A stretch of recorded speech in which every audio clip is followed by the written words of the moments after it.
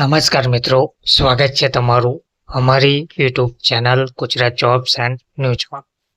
મિત્રો, રાજ્યમાં મંત્રીમંડળ પછી વહીવટી તંત્રમાં ધરખમ ફેરફારો જોવા મળી રહ્યા છે.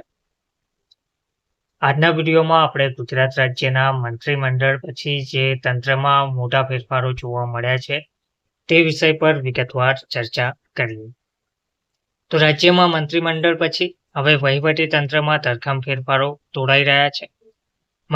મંત્રીમંડળમાં તળિયા ઝાટક ફેરફારો થયા પછી પણ વહીવટી તંત્ર ધરખમ ફેરફારો સાથે સજ્જ થઈ ચૂક્યું છે.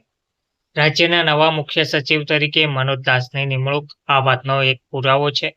તેઓ હવે પંકજ જોશીનું સ્થાન લેશે. વર્તમાન મુખ્ય સચિવ પંકજ જોશી 31મી ઓક્ટોબરના રોજ તેમને વિદાય લીધી હતી. એક સમયે માનવામાં આવતું હતું કે પંકજ જોશીને એક્સટેન્શન મળશે, પરંતુ હવે આ વાત પર પૂર્ણ વિરામ મુકાઈ ચૂક્યું છે. આ બતાવે છે કે વહીવટી તંત્રમાં ફેરફારોની ઘડીઓ ગણાઈ રહી છે.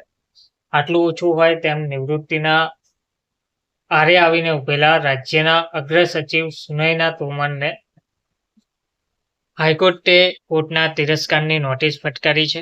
હાઈકોર્ટે આપેલા ચુકાદાનું પાલન કરાવવાના કેસમાં નિષ્ફળ જવા બદલ આ નોટિસ ફટકારવામાં આવી છે.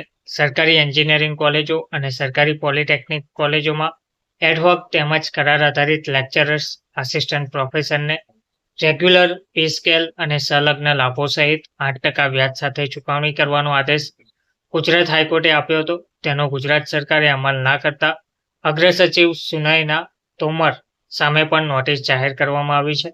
આમ નિવૃત્તિના ગણતરીના દિવસો બાકી છે ત્યારે તેમને નોટિસનો સામનો કરવાનો વારો આવ્યો છે.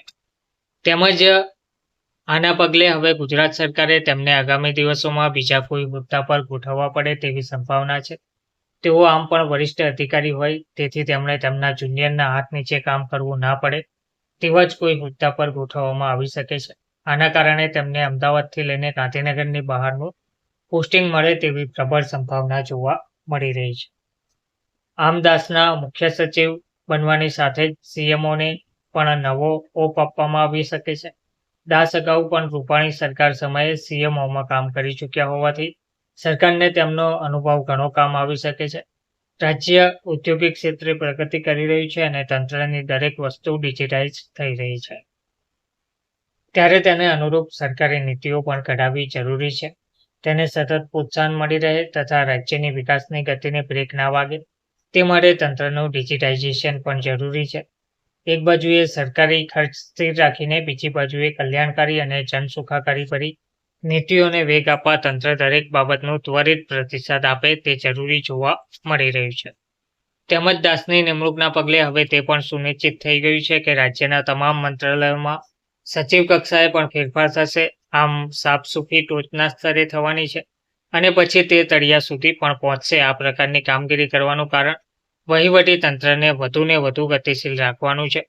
રાજ્યનું વહીવટી તંત્ર જડ અને નિર્ભર ના રહે તથા સતત પ્રજાની આકાંક્ષાઓનો જવાબ પાડતું રહે તે જોવાનું છે.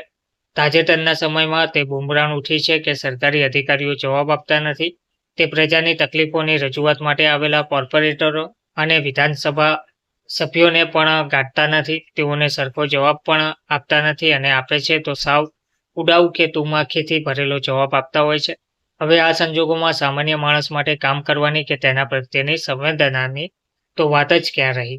હવે આ પ્રકારના તંત્રમાં સુધારો લાવવાનો હોય તો પછી છેક ટોચના સ્તરેથી જ લાવવો રહ્યો. વહીવટી તંત્ર પ્રજાભિમુખ રહે તે જ શાસનનો મુદ્રાલેખ હોવો જોઈએ, પણ તંત્ર પાસેથી તેનું પાલન કરાવવું પણ તેટલું જ અઘરું છે. વહીવટી તંત્રમાં અનેક સ્તરો હોય છે. આ સ્તરો પાછા તંત્રએ પાર પાડવાના હોતા નથી, પણ સામાન્ય નાગરિકોએ તંત્રના અનેક સ્તર અંગે ઝઝુમવાનું હોય છે. પીએમ મોદી પણ વહીવટી તંત્રની કામગીરી અંગે કટાક્ષ કરી ચૂક્યા છે. હવે તેમણે સીએમ હતા તે સમયે એક ભાષણમાં જણાવ્યું હતું કે નદીમાં પૂર આવે ત્યારે કોઈ વ્યક્તિ ફસાયો હોય તો તેને દોરડું નાખીને ખેંચીને બચાવવાનો હોય. આ એક સામાન્ય કામગીરી છે, પરંતુ હવે આ જ કામગીરી વહીવટી તંત્રએ કરવાની હોય તો તે પૂર આવે ત્યારે દોરડું ખરીદવા જાય તેની પાસે પહેલેથી જ દોરડું જ ના હોય. આ દોરડું ખરીદવા માટે તે ટેન્ડર બહાર પાડે તેમાં પણ પાછું કૌભાંડ થાય કે કૌભાંડના આક્ષેપો થાય એટલે પાછી સમિતિ બેસાડાય, તે પાછો રિપોર્ટ આપે, સરકાર તેના પર કોઈ બલીનો બકરો શોધીને અધિકારીને સસ્પેન્ડ કરવાના પગલાં લે, પણ પૂરમાં ફસાયેલાને બચાવવા માટે દોડવું તો ના જ મળે. તો વહીવટી પ્રક્રિયા આવી હોય છે. હવે આટલા સમય દરમિયાન શું પૂરમાં ફસાયેલો માણસ જીવતો રહેવાનો છે? તે શક્ય જ નથી. બસ વહીવટી તંત્રના આ બધા જમા થઈ ગયેલા સ્તરોની પરત જ ઉખાડવામાં લાગેલા છે, જેથી તે સામાન્ય માનવી માટે કામ કરી શકે. હવે રાજ્યમાં આ જવાબદારી વર્તમાન સરકારે નિભાવવાની જરૂરી છે. પીએમ મોદીની ઈચ્છા મુજબનું પ્રજાભિમુખ વહીવટી તંત્ર બનાવવા માટે ફક્ત મંત્રીમંડળ જ નહીં, સરકારના તંત્રમાં દરેક મંત્રાલયોમાં સચિવ સ્તરથી લઈને દરેક સ્તરે સાફસૂફી જરૂરી છે, પરિવર્તન જરૂરી છે. કોઈ અધિકારી એક જ વિભાગમાં લાંબા સમય સુધી એક જ સ્થળે રહે તે ઘણી વખત સરકારને અને તંત્રને બંનેને નુકસાન કરે છે. ચૂંટણીને હજી 2 વર્ષની વાર છે, ત્યારે વહીવટી તંત્રના આ તળિયાઝાટક ફેરફાર દ્વારા પ્રજાને પ્રજાભિમુખ વહીવટના દર્શન નહીં પણ થોડી ઘણી ઝાંખી થાય તે પણ બહુ જોવા મળી શકે છે. ધન્યવાદ.